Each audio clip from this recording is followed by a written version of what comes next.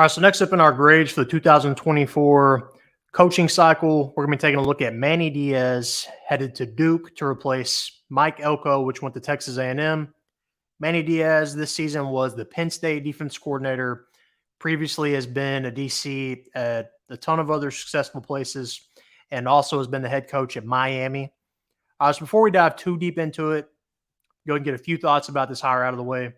I'm not a big fan of this hire. I don't think it was very inspiring for Duke. Then you're kind of saying you're okay with winning 7 games a year, that type of thing. He's not the worst head coach, but he's also not the best. Some successful coordinators just aren't good head coaches, and that's Manny Diaz. There's some people that are the best coordinators in the world, but whenever you make that transition to head coach, you can't do it.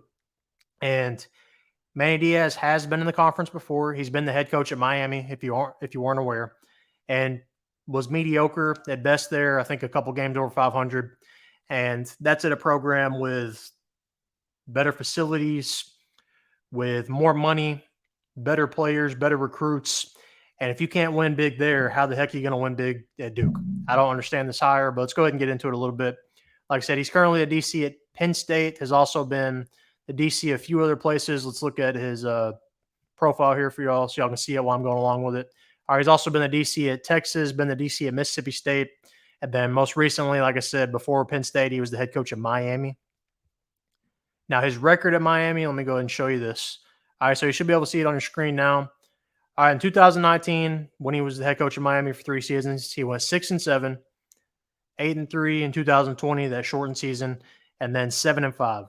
So 6 games over 500 at Miami. So if he did that at Miami in the same conference, what makes you think, if you're hiring this position, what makes you think he can win at Duke? I don't understand this hire by any means. And it may, you never know. It might prove me wrong. It might just be a fit thing. But I think you're basically setting yourself up here that you're fine. You're content with winning the amount of games you can see on your screen here. 6 wins, 7 wins, 8 wins. You're okay with that. I think that's what you're saying. You're fine with mediocrity at Duke, which, hey, I don't know what your realistic opportunities are to win a national championship in football at Duke, but still, I think you got to shoot for the stars. That's just me. I think you got to go in with that mindset that we're going to win the national championship. And with Manny Diaz as your head coach, I don't think that's a realistic possibility. All right, so let's go and look at their transfer portal rankings and their recruiting rankings. All right, so it looks like in the recruiting ranks, they're ranked 53rd. Transfer portal, they're ranked 58th. So not the best, not the worst.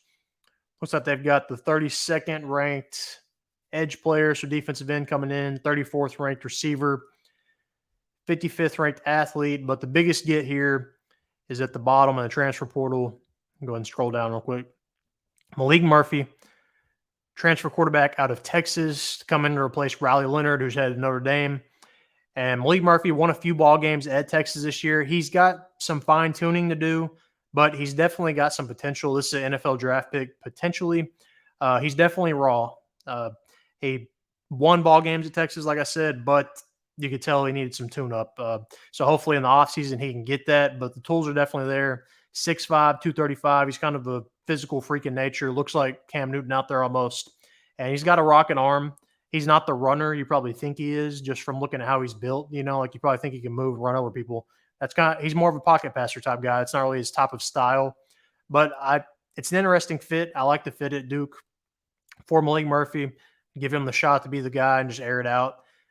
He recently, Manny Diaz, hired the DC from Texas State.